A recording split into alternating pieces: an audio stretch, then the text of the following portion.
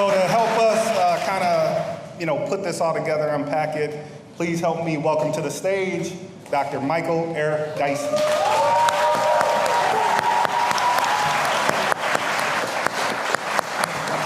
Thanks for that, brother. I appreciate that. Fresh. My guy. Wow. What a panel. Give it up to him again. It's a great honor to be here today in my hometown with such rhetorical fluidity and intellectual brilliance. And, each one of them deals with words, right? What Hegel called a world historical figure as Big Sean, one of the greatest rhyme spitters this nation has seen, right?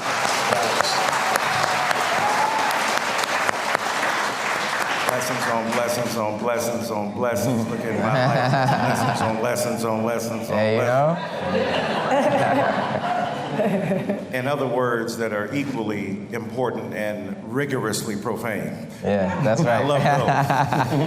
Because I'm a profane kind of cat. Yeah. But his intellectual brilliance and his bravery to confront in public the spectacle of trauma, hurt, and pain as a world-famous rapper, artist, entertainer, and then to take that look with us at that trauma is especially courageous.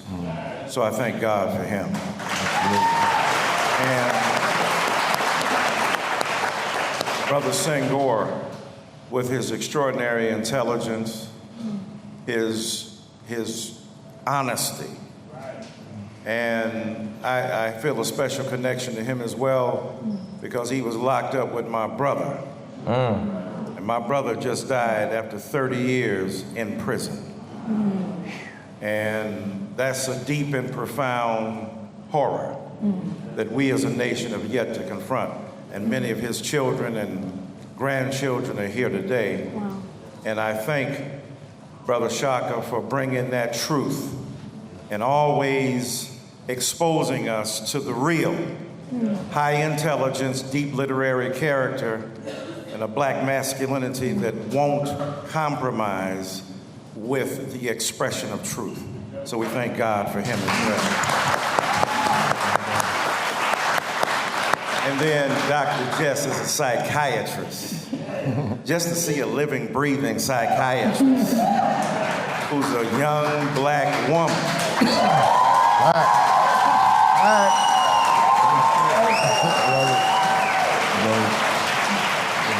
And I know y'all smart, y'all know the difference between, say, a therapist with a PhD in psychology, which is extremely important, or a Psych D, which is extremely important as well, equally engaging. But psychiatry, you gotta go get an MD first, right? You gotta get a medical degree.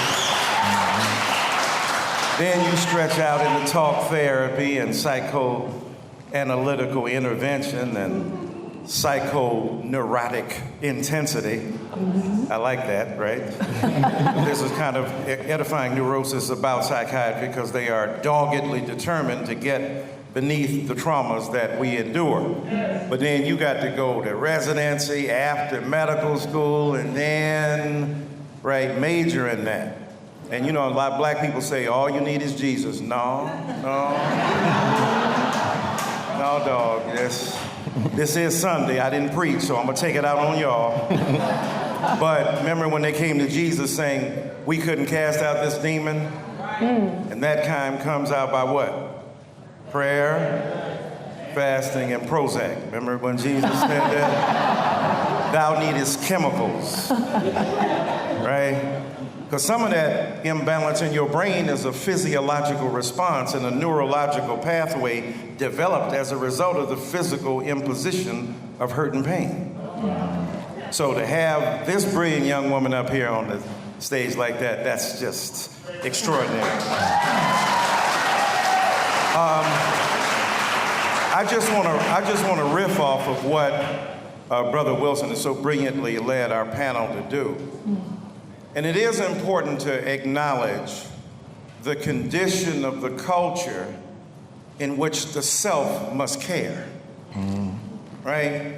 Because doing self-care while they dropping bombs on you in Birmingham in 1963 may attend to your immediate situation, but the possibility of self-care is always linked to other survival. If you ain't here, you can't care for yourself. And white supremacy's point is not to have us here, right? When we talk about white nationalism and white supremacy, and we talk about this man we got in office, bless his heart, we know we're dealing with, as the panel has indicated, Brother Shaka, Brother Sean, and Dr. Jess, we're dealing with inadequacy projected on us. Because the irony of white supremacy is it's really an inadequacy problem. You acting like you superior, but you ain't. You acting like you supreme, but you ain't.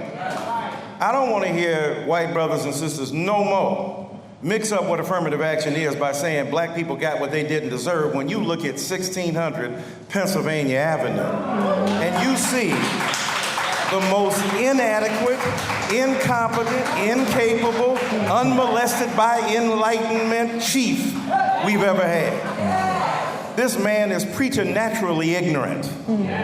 Ignorant with steroids. Unable to even acknowledge the humanity of fellow human beings because he can't even acknowledge his own humanity. And so I was glad that Mother Anderson then, speaks to that situation about giving birth not only to her child, but to consciousness so that we in a womb can recreate our future. So white supremacy is important. It is a kind of national mental illness. The obsession with believing you better when you know you ain't. And asserting that. And black people's bodies register the irrationality of white supremacy. They do studies. They think we older than what we are. That's why Tamir Rice can be in Cleveland and the cops roll up on him thinking he's like 20, 21 years old. Because the studies have shown that even 12 and 13 and 14-year-old black kids are seen as older by dominant white society. Ain't that ironic? So the children among us, they've turned into men and women, and the men and women they reduce to children. That leads to mental trauma. Part of our trauma is dealing every day in a society where we know we go to Starbucks, god darn, it's gonna be a problem. We sell water on the street, that's gonna be a problem. We got lemonade stands out here, it's gonna be a problem. We trying to sell barbecue in Oakland to have a cookout with our neighbors and our black folk, and it's gonna be a problem. And the police will roll up on us. Or some random white person feels deputized by their situation to get in our business. And so that kind of trauma is serious, and it redounds to us in a negative fashion. So the first thing about self-care is to recognize in a white supremacist society, the black subject, the black identity is constantly being buffeted by vicious forms of tyranny from the outside. But as our panel has pointed out, they come from within as well. Beating our kids, thinking we're doing the right thing, getting that strap, getting that switch, and then turning on that trauma that was done to us, generation after generation. Now, let's be honest. One of the reasons we tried to beat our kids is because we didn't want white folk killing them outside. We can acknowledge that. We wanted to control our children because we knew if they said the wrong thing outside of our home, they could be dead. So we internalized the rigors of white supremacy by saying we're going to control our children from within. But when you beat the hell out of them, you beat the initiative out of them as well. You beat the desire to be good out of them as well. My white kids come sit up front, they take notes, they expect you to do everything. They come to your office hours, they fill you with requests, they feel privileged, and they feel that you should honor that. Black and brown kids laying back, not feeling that they have the right to demand a level of excellence that white kids are taught to believe that they should have by being born. And so we internalize that hatred as well. We hate on each other, not just physically when we destroy the life of another human being. We do so mentally and verbally and spiritually. We hate each other. Cancel culture. You can't cancel nobody. You ain't got no magazine subscription to cancel nobody, right? And when we talk about, cancel culture, young people on the internet, they are what Brother Sean was referring to, digital natives. That means they born in an era when Facebook was already real, when Instagram was real, when Twitter was real. I was born at a time when you faced the book to read it. That's what we did. And we ain't had no cell phone, so you had to call. If you were trying to call a girl, you had to be intentional about that, because there were 9 digits you had to call on that circular phone. And after 9 times you dial, burn, burn, burn. That's a bit, I know y'all don't even know what that is. That's a busy signal. You have no idea. You youngins have no idea. You are impatient. There's call waiting. Get off the phone, talk to me. Now, I'm not saying I did this, but back in the day when we were making calls, if the phone was busy, we would call the operator and tell them there was an emergency, that they mama needed to talk to them. And they had to go. I ain't saying I did it. I just heard other Negroes who did that. But they are digital natives. They were born in an era where everything is immediately gratified to them. There is no deferred gratification. And so not only do we transmit that trauma to others, it grows out of an impatience with the moral necessity of reflection, journaling, thinking, writing.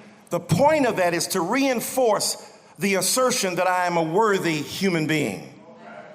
A lot of us have been taught that we ain't worth the time. We don't take the time. We tell to our children as if they are automatons. Brother Shaka talking about the empirical experiments that his child is doing. How many Einsteins we beating up? How many Ernest Justs are we tearing up? How many George Washington Carvers are we discouraging by beating them or remonstrating them morally or speaking to them because of the mental stress we have to endure? How many young people who could grow up to otherwise contribute to society are being sidetracked by our inability to acknowledge the trauma that we have endured? No, my teachers couldn't reach me and my mama couldn't beat me hard enough to match the pain of my pop not seeing me. So, with that disdain in my membrane, got on my pimp game, after the world, my defense came. That's what Sean Carter said. Tupac said, somebody wake me, I'm dreaming. I started as a seed, the semen, swimming upstream, planted in the womb while screaming. On the top was my pops, with my mama hollering, stop. From a single drop, this is what they got? Not to disrespect my papa, but my family, but my papa was a loser. Only plan he had for mama was the blanker and abuser. And even as a seed, I could see his plan for me, stranded on welfare, another broken family. Think about the distress of Tupac. Think about Christopher Wallace. I used to fuss when the landlord dissed us. No heat. Wonder why Christmas missed us. You don't think that's traumatizing? Birthdays was the worst days. The day of my birth, marking my arrival, measured me against what I lacked. And as a result of that deficiency paradigm, the internalized trauma led to distress between mother and son. Back in the days, he said, our parents used to take care of us. Look at them now. They're even franken scared of us, calling the city for help because they can't maintain. Damn, things done changed. If I wasn't in the rap game, I'd probably have a key knee deep in the crack game, because the streets is a shortstop. Either you're slinging crack rock or you got a wicked jump shot. Damn, it's hard being young from the slums, eating 5-cent gums, not knowing where your meal's coming from. What happened to the summertime cookout? Every time I turn around, a brother's being took out. Right before us, the lyrics of the songs we admire, the music we listen to, the trauma that is being exposed, revealed, and the mental stress it takes just to get up every day in this culture that denies your humanity, that is questioning who you are. And black people had it especially tough. Think about it. When Barack Obama was challenged by white supremacy and they said he ain't real, that means the rest of you niggas ain't either. Right? When you challenge the biggest one, he did everything they said you're supposed to do. School, undergraduate Columbia, Ivy League, Harvard, married a black woman, undergraduate Princeton, law school Harvard, smart Negroes, educated Negroes, speak the king's English to the queen's taste. Articulate, that's part of the problem. The man in office now got swag envy.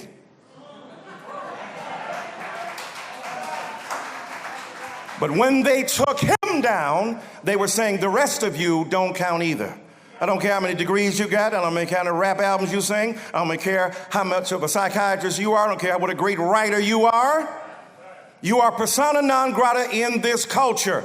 So white supremacy from without, but self-hatred from within. And when we speak about this cancel culture, pick up on what? Let me just weigh in since I do be talking about politics for a living too. I mean, you could disagree with Jay-Z, no problem with that. But do you have to reduce his life to your disagreement with him? The stuff he did before, when Meek Mill was in jail, and he wrote an op-ed for the New York Times talking about cash bail and the persistence of criminal injustice in an American culture that demonized and treated with fundamental inequality the vulnerable position of black men? What about when he wrote that op-ed saying that instead of celebrating Father's Day in one way, he's going to bail out hundreds of black men from jail? How about on Mother's Day the same way? How about all the bail money he gave up for the Black Lives Matter people? How about the degree to which he formed a criminal justice reform initiative? How about him using his personal lawyer to get out of jail and to defend black people who didn't have the means or the wherewithal to do so? Now, that don't give nobody carte blanche, but it says there's a record here. You judge a batter by his average score. You might strike out one game. You might have a bad week. But at the end of the season, you still might be the batting champion. When you lead the league in hitting, that means you struck out 7 of 10 times. So my point is, let's not have cancel culture where we can't agree to disagree without trying to cancel out somebody else, without trying to call them a sellout. Malcolm X called Martin Luther King Jr. a sellout. I love Malcolm X. I revere Malcolm X. Malcolm X looked at Martin Luther King Jr. and said, real men don't allow their women or their children to march. Well, then, Minister Malcolm, you take their place. Well, Minister Muhammad forbids me from getting involved. Oh, okay. The fight ain't in Harlem. It's in Birmingham. The fight ain't on your couch where you can engage in rhetorical assassination. The fight is in Birmingham, where the bicuspids and incisors of police dogs are ripping the flesh of vulnerable black people, and you've got to give answer right there. Why call him a sellout because you disagree with him? Say that his methodology may be an alternative to your own political understanding, but he's doing something to help the nation nonetheless. Then Malcolm X himself was called a sellout by those who looked at him when he disagreed with his religious leader, and so much so that they canceled him permanently and murdered him. My brothers and sisters, when we think about what this panel has given to us, the traumas that we continually engage, the hurt and pain we give to each other, the dominant culture's inability to acknowledge our humanity, and the degree to which we are capable of engaging in rituals of repair and psychic modes of redemption that permit us to bind our wounds. Gandhi said, I can't help you if I don't help myself. Let me have a retreat so that I can go into my own womb of psychic restoration and come back and give you something meaningful. And I think that's extremely important. My grandchildren have been victims of both white supremacy and struggles within their own family about who will ultimately have say-so over that child. That leads to psychic trauma. That leads to anxiety. That leads to depression. I see it in their fragile bodies. You and I, as caregivers, must first of all give ourselves care, but we must turn around and give that care to those who are equally traumatized. And let me almost end by saying this. I'm a Baptist preacher. I got to almost end. Let me say this. My brother was in prison for 30 years. He fought every day, highly intelligent, very gifted young man, right? Equally as gifted and fluid with the English language as I, a darker skinned black man. And I saw the way he was treated. I saw the way my daddy, who was blue-black, was treated. Assuming that he was a simian, an ape, incapable of intelligence, not beautiful. And I saw the light-skinned privilege I had as a curly-haired yellow Negro. Now, I ain't dissing yellow Negroes, that's what I am. As the great philosopher Aubrey Graham says, light skin, still a dark nigger. But the colorization and the colorism that assigns value to one and assigns demerit to the other has to be confronted. And the lethargy and the lethal intensity of us within. A woman came up to me, she says, Dr. Dyson, you're so much lighter in person than you are on television, as if that was a compliment. I was very disappointed. I said, really? See, everybody can't be chocolate charming like Big Sean. Right? That beard cut crisp. That ebony ecstasy unfurled in coffee flesh. Hair all aglow sprightly. Highly intelligent. Everybody can't be that pretty. Everybody can't be Shaka Senghor. The ethos of black masculinity alive in his limbs and the power of his rhetoric. Everybody can't be that. Everybody can't be this lithe, highly svelte, intelligent psychiatrist who with curls begins to unmask the pathology that lurks in your subconscious, right? That's beauty. And we got to recognize that and stop the hate of each other based upon what our light skin versus dark skin is. And at the same time, we can't be hating on nobody because of what they done been made by the hand of God. See, everybody, light, we got everything you want. Light, bright, and almost white, vanilla vitality, caramel cuteness, deep ebony ecstasy, whatever you want. Black folk got. Everybody wants to be us. Ain't that something? People getting up every morning trying to buy out of a box what God gave you with the batteries included when you were born. Big lips and big hips. And if you get it, back that thing up. I'm talking about your brain. I'm speaking about your brain. I don't know what you people are speaking about. But look at that hatred.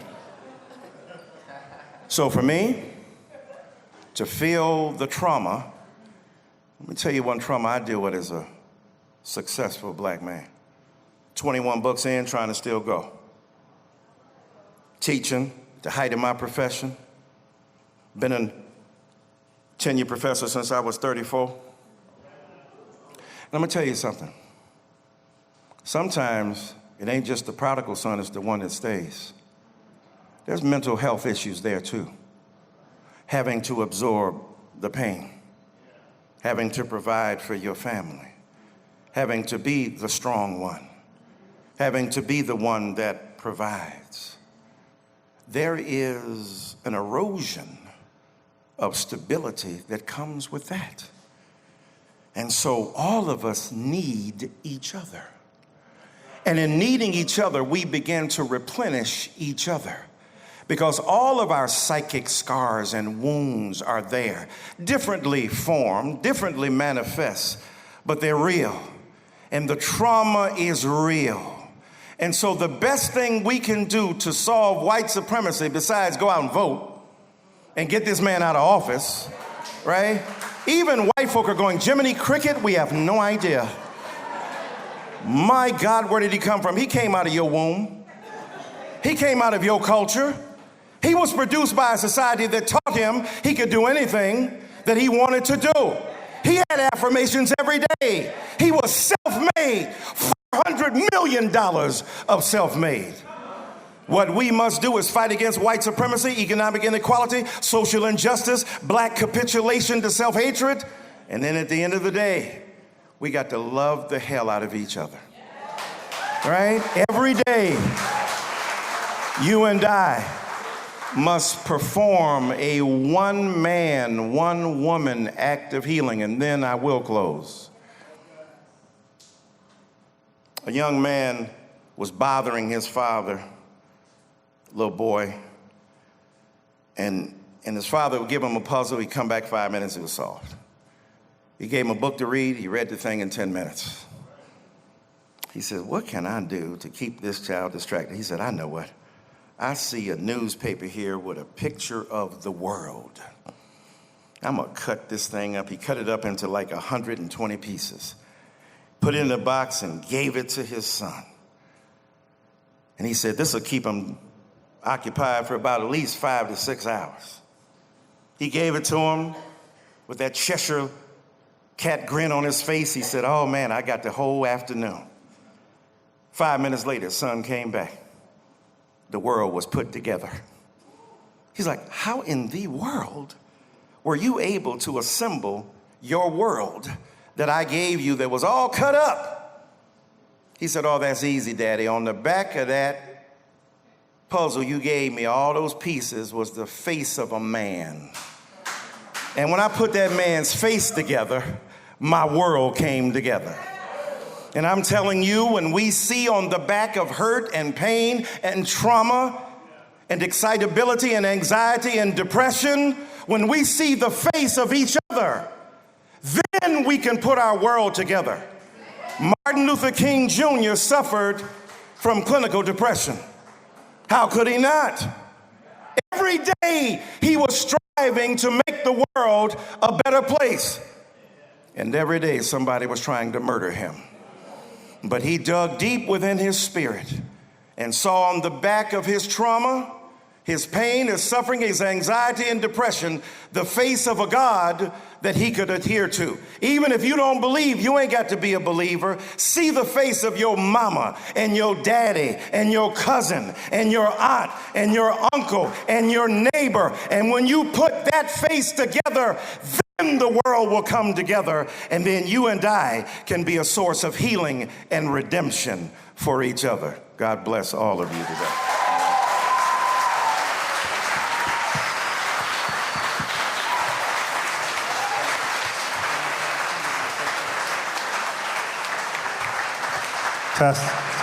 Fantastic.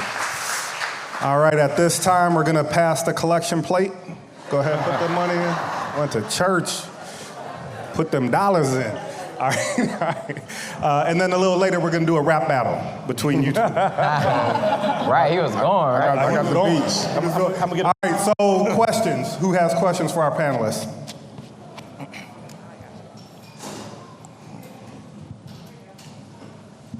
Thank you. I want to thank everybody for coming out. You guys don't understand how much this means to us.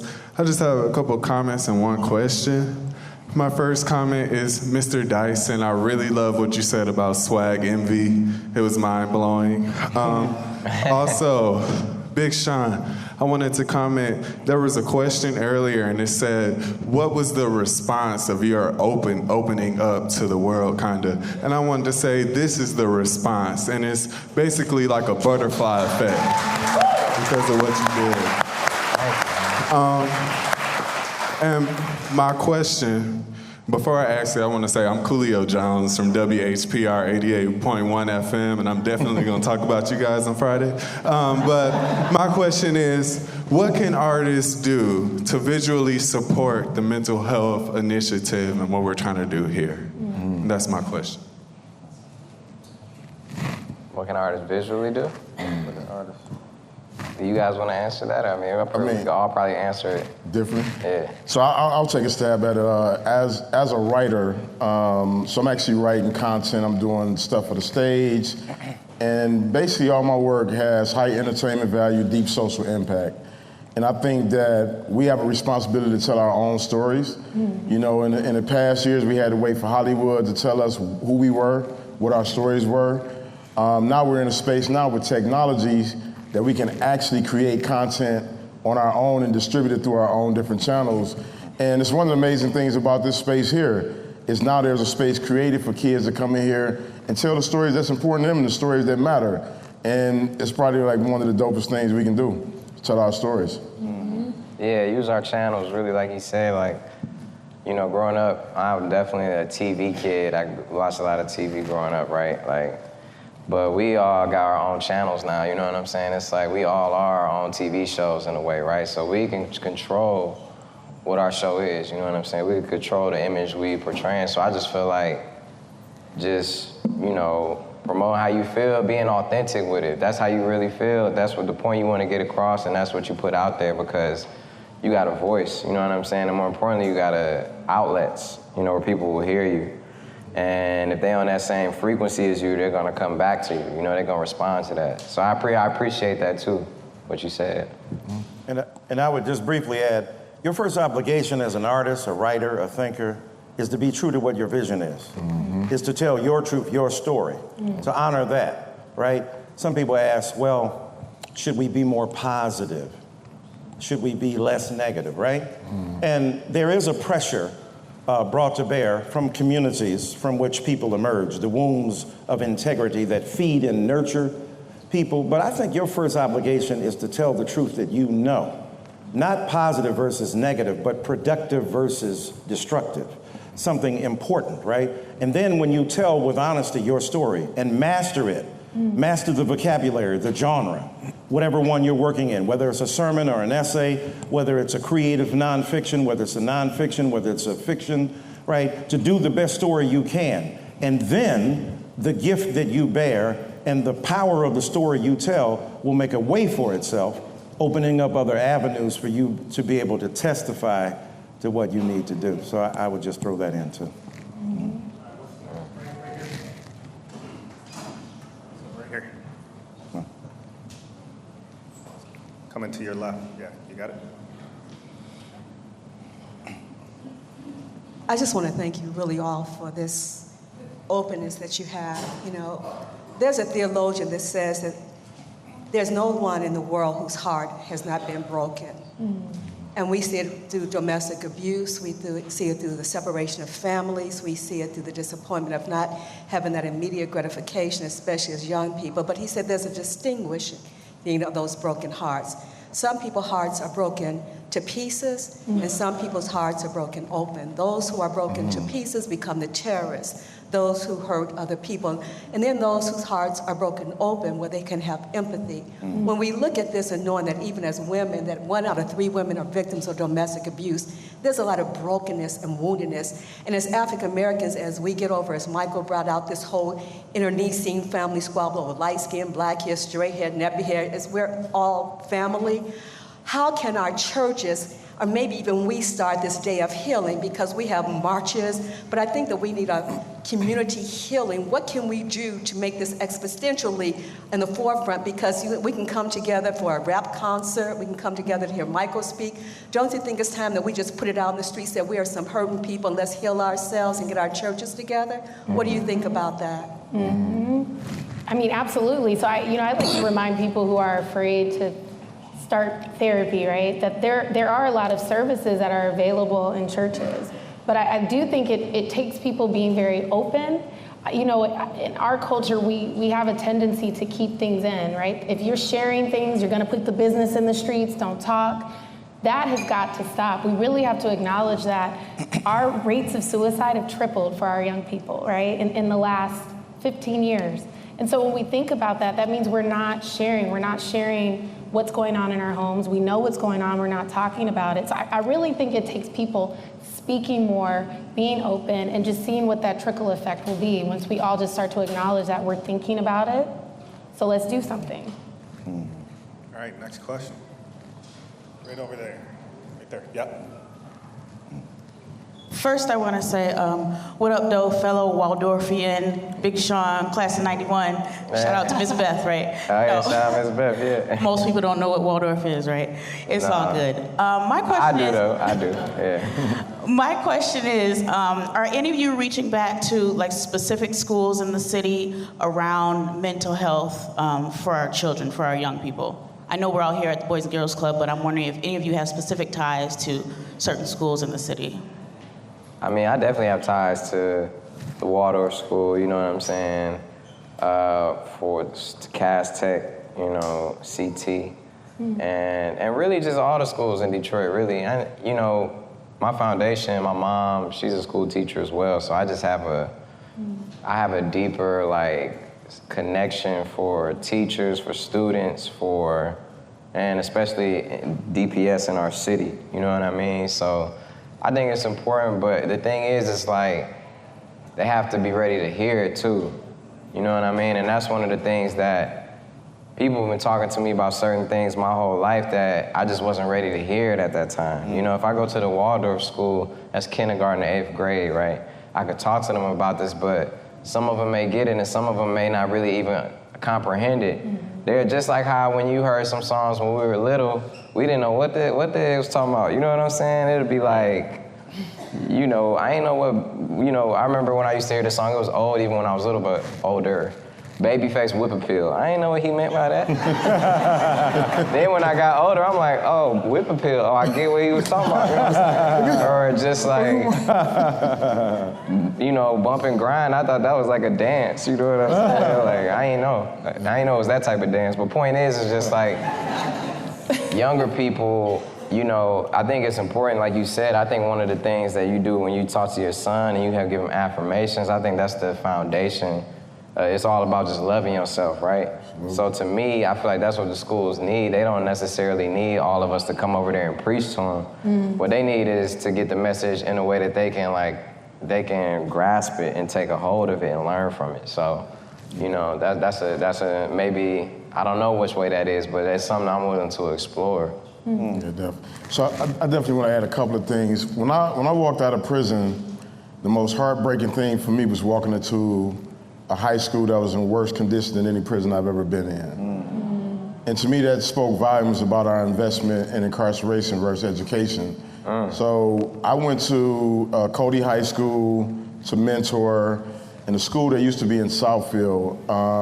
And initially, I wasn't allowed in because I have a felony. So there's a lot of structural things that prevent the people best equipped to get the messages from engaging with students. But fortunately, Principal Matthews at Cody and this woman named Mindy Nathan, who used to be the dean at the school I work with in Southfield, they had the courage to see the value add that men and women such as myself bring into those classrooms, to those spaces. And so I started a program there called Live in Peace, a Youth Gap for Turning Hurt into Hope. We wrote a book, I actually wrote a book for the kids to help them utilize literature as narrative changing in their own lives. And unfortunately, since I moved out of the city, I haven't been able to continue that work. But I'm always thinking about different ways for us to engage community.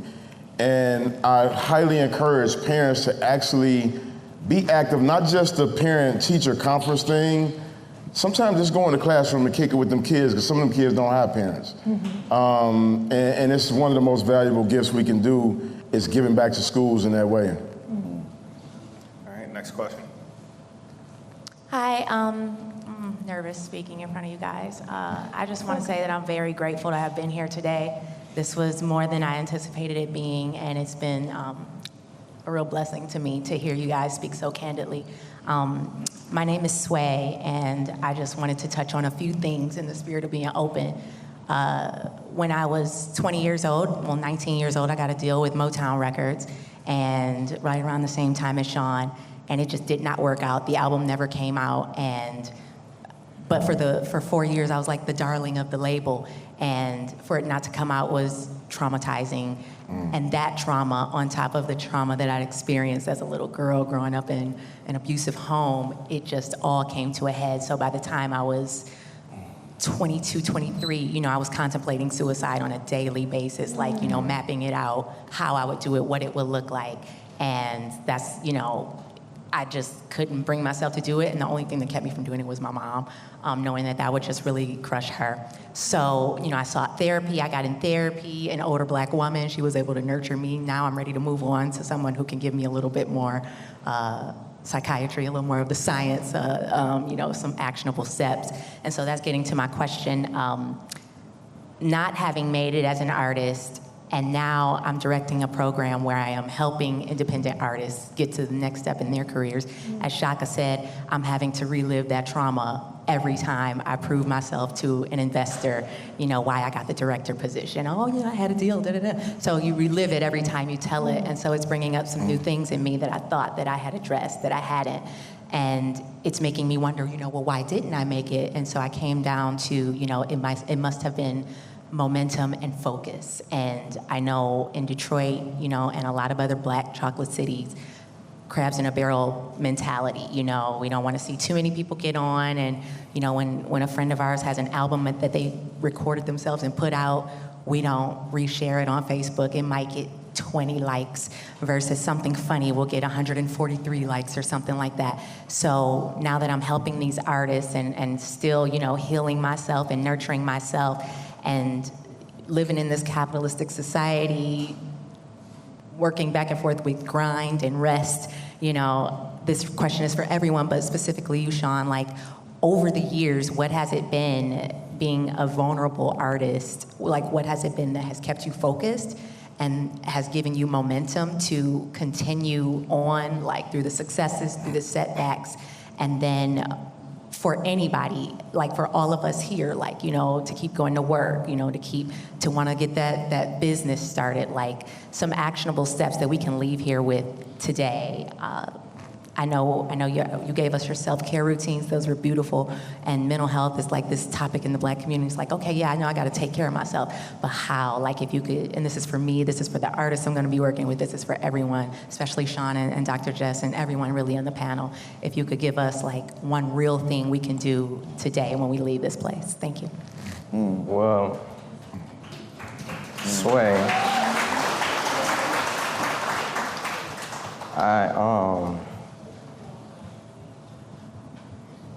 what you have. First of all, I love you. So it's painful to hear you.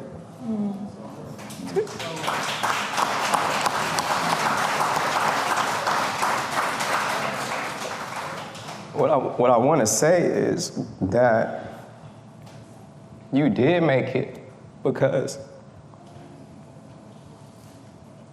you got a chance to do what you love to do.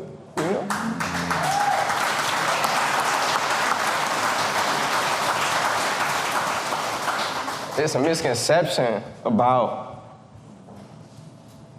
what it is to make it. You know what I'm saying? Like, you did make it. You don't have to go through no trial. Like, it hurt me because you talented.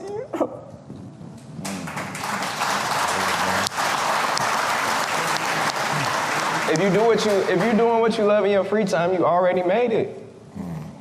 You write songs. You're an amazing songwriter. You already made it. You ain't got to trip on, like, there's people that's in mansions killing themselves like this shit now. Did they make it? You know what I'm saying? So my thing is like, you already made it, period.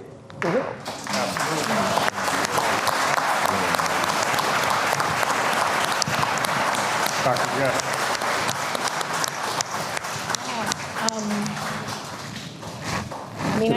I think I would also add, I just want to say it's emotional for me because I know you, That's the only reason I'm crying, because I know you and I love you. And I just want people to stop giving it these false, like, it don't mean nothing. You know what I'm saying? Like, these platinum plaques, that ain't where the meaning is. The meaning is, like, you teaching kids. You making an impact just as much as I am,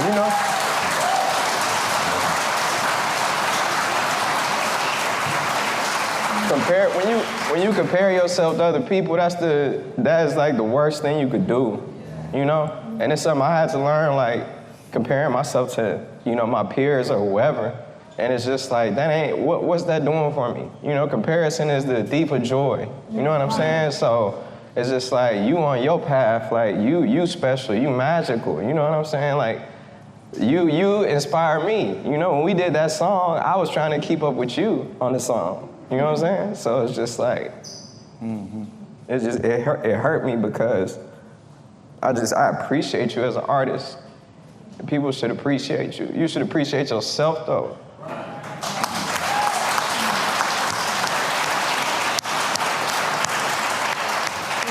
We need to do more of this. I mean, this is what we need to do more of. We need to be vulnerable. We need to share. So what you said, everybody in this room should be able to go home and reveal a part in themselves to someone they love and see this interaction, because this is more moving than anything that has happened here today. So continue doing that. Be open, be vulnerable, and know that you're doing something.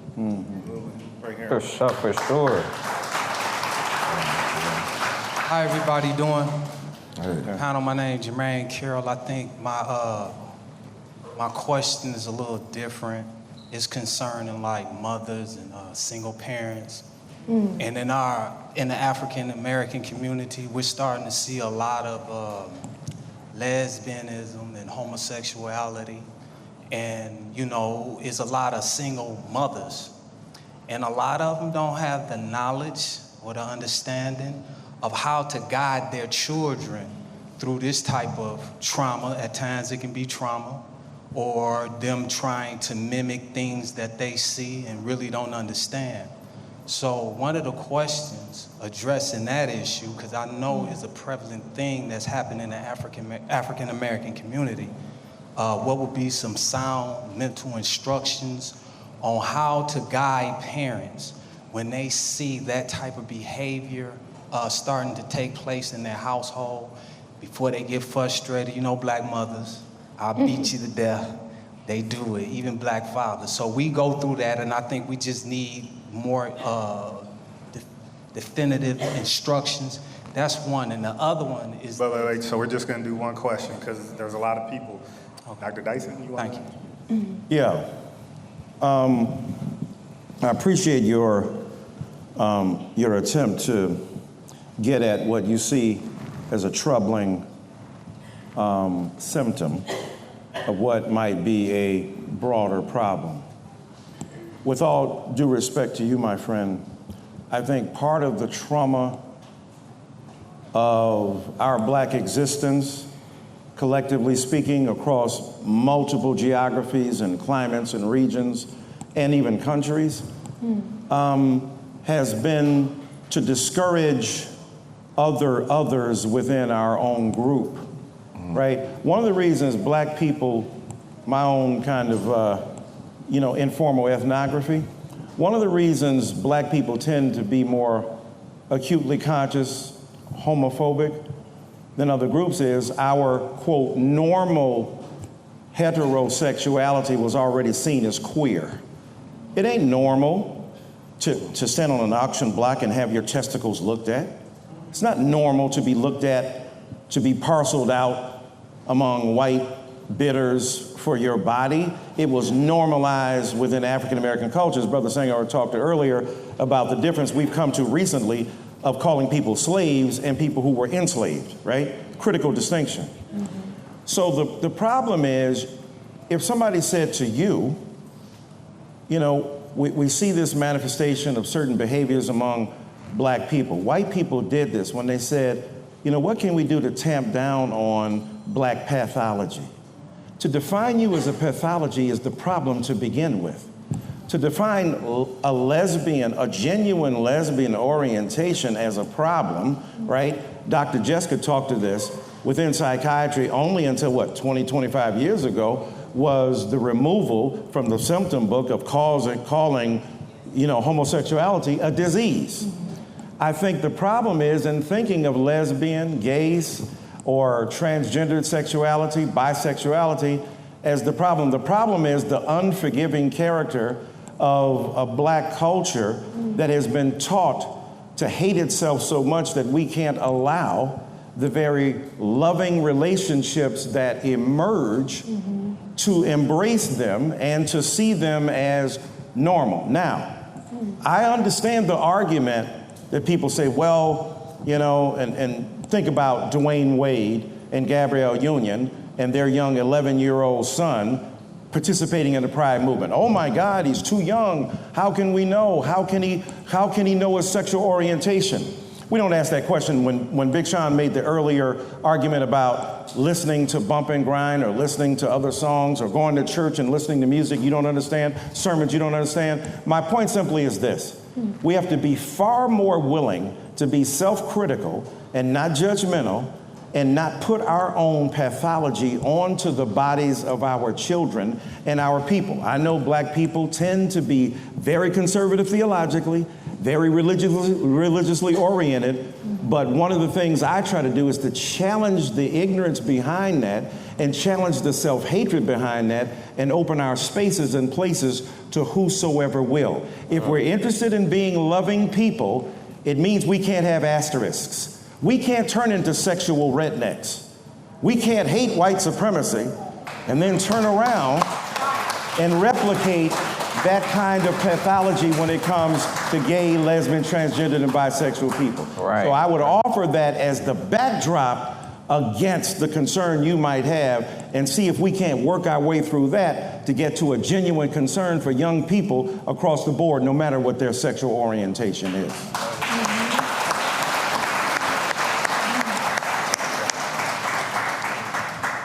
Hi, my name is Christina, and I have a question for the whole panel, kind of. Okay, so a lot of the points that you guys spoke on, I can relate to. I'm 19 years old, and I go through a lot as far as, like, you know, it's not talked about for someone young to have mental health issues. It's looked at as, oh, you're being dramatic. It's not that important, it's not that serious, when I'm a victim of anxiety, depression, and even a form of post-traumatic stress myself. So it's not talked about that we can speak up about it. It's kind of like, how do I put this? Like, we're taught to kind of like hold it in rather than to speak up about it. Because we like, well, no one's really understanding that it's a serious thing that we're dealing with. It's not that we're just looking for attention. It's just that sometimes we genuinely need help as far as dealing with that. What would be your advice for someone like me who's dealing with anxiety and depression and also a form of post-traumatic stress? What would be your advice to me? Shaka. I first want to say thank you for your great articulation of what a lot of teenagers are going through.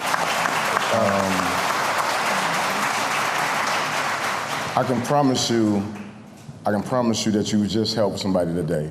You helped somebody find their voice. One of the things that I didn't talk about earlier is when I was 16, I also attempted to commit suicide because I didn't know how to verbalize or communicate what I was experiencing inside. I just wanted the pain to go away. And sadly and unfortunately, what happened in my case is that my father, who ironically was working in a space in a field of mental health, he came and consoled me that night, and we didn't talk about it anymore.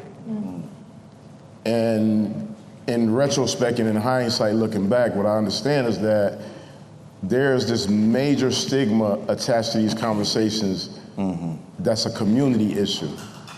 And we're gonna need young people like you to continue to verbalize it, to continue to speak up for yourself, to continue to consult and speak with others who have the empathy and compassion to hear you with no judgment. Far too many times in our community, people are dismissed as being, to your point, are they just acting up, they're acting crazy, this is crazy Larry, or whatever the case may be. And so you have done a tremendous thing today by just stepping up in courage and in spirit and sharing that. Whatever I can do to be a support to you, I'll give you my direct number.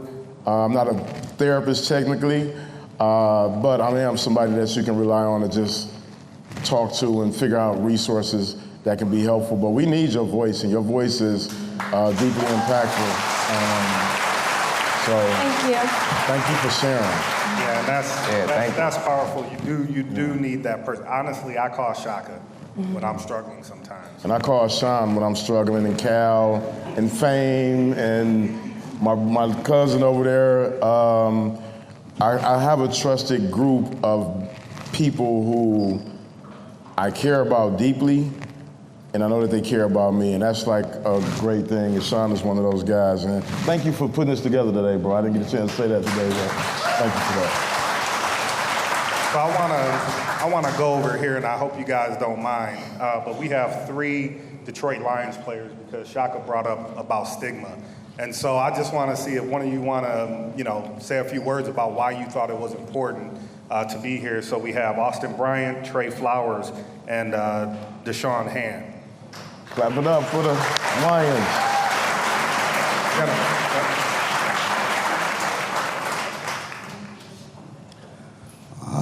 I ain't no big talker for real. I'm from Alabama, so that's my accent job here. But I just want to say, just the purity and how y'all talked and spoke, and it definitely touched me, to be a better father. I got 2 kids, so that affirmative words and things like that, I'm gonna definitely practice that. The meditation Dr. just spoke on, I'm gonna definitely practice that.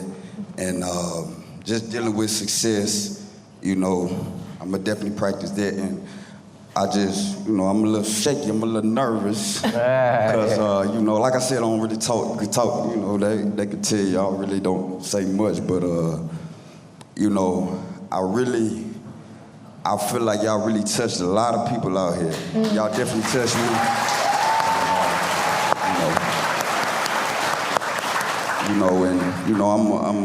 I go to church. I ain't go to church today, but I definitely was blessed. Y'all definitely took church. Yeah. So I want to thank y'all for that. And I just think it's definitely important for me to be here. Just, when I know my teammates can speak on it, when you successful, generally in the NFL, you're dealing with guys that first generation wealth.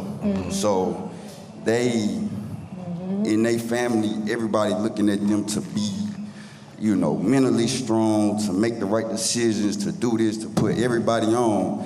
And, a lot of times, I know Big Sean can attest to this, you kind of feel like, man, well, where my outlet at?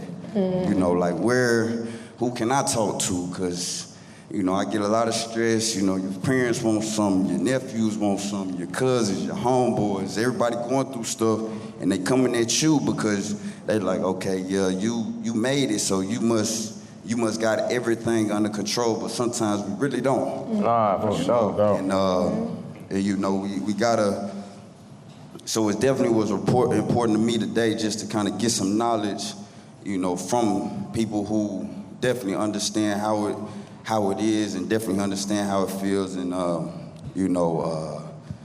I'm blessed, and, I just wish that I had every single one of my family members here, because I'm telling you, it was just that pure. It was that real. It was that real. And, I got homeboy, I got nephews who going through the same thing, and I got sisters who yelling at the kid, and it's just, and I'm like, and I just want to sit them down. I need, if y'all recorded this, I need this, and I'm gonna sit them down, and I'm gonna tell them like, hey, y'all watch this, because I'm telling you, it definitely is life changing. This stuff was life changing to me today. It's Sunday, you can't do that, but it was definitely life changing for me, and I'm pretty sure y'all changed a lot of people's lives out here, and yeah, I'm a Trey Flowers, thank you. Flowers. Thank you. Flowers. And And also, I'm Appreciate glad that that. worked out, because if they didn't stand up, like, it could got ugly for me real quick. So thank you for that right there. I think we got time for 2 more questions. Okay, how y'all guys doing? My name is Jarrell O'Neal. I'm actually Shaka's cousin, the one he's talking about. But my question is, Sean, I heard you talking about social media, and I always talk about that because I do a lot of talking to kids and working with kids, and I'm always talking about how a filter can't cover what's on the inside. You know, on social media, we only get the highlights of people's lives, but we never get the depression and things that they go through on the back end of their lives. And I would always tell people that, you know, our purpose is nothing but a piece of a puzzle. And when we figure out where our piece of the puzzle fits in the world, then we understand what overall the bigger picture is to help change in the world.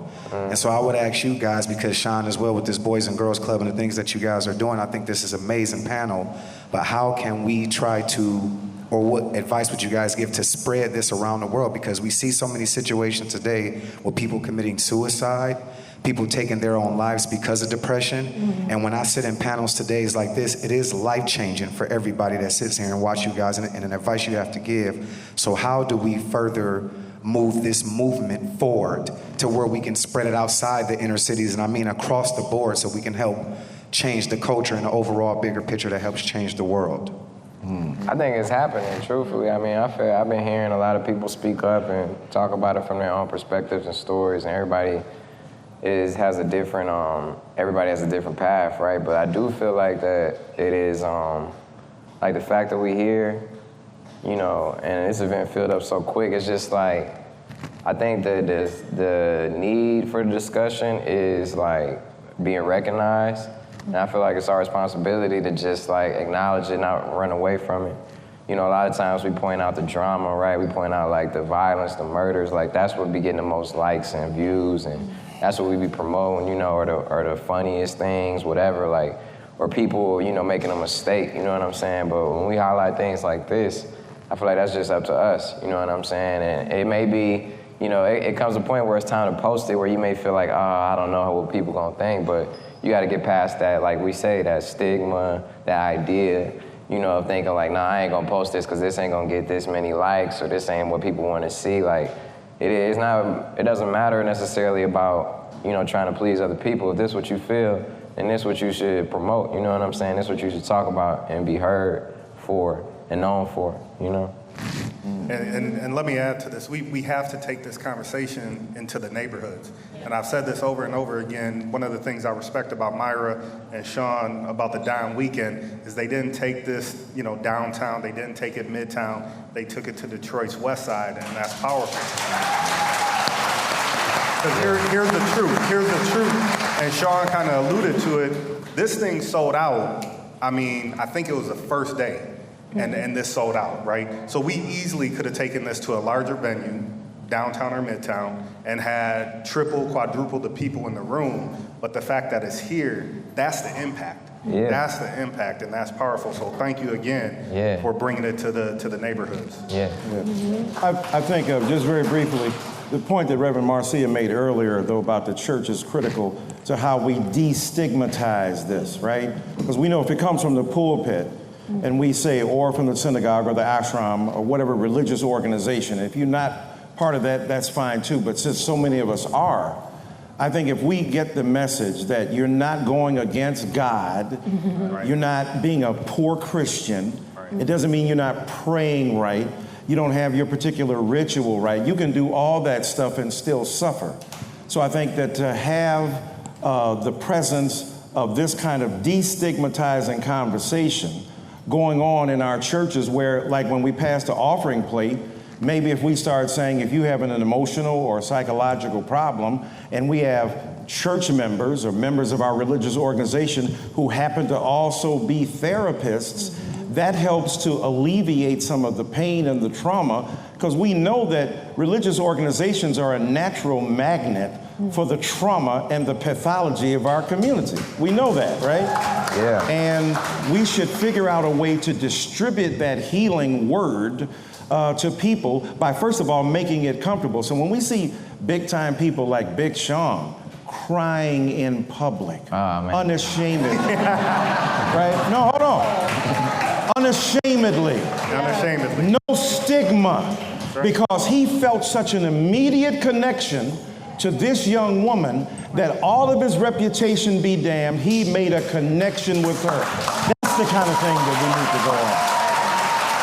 And I mean that. And then that's empathy, right? What he had was empathy for her, and that's what's missing in our culture so bad. Question right here. So I'll be brief. Thank you to the panelists. I represent the Detroit Public Schools Foundation, and Sean Wilson is on my board. So he does these kinds of things for young people every day all over the city. And so I just thank you for your leadership.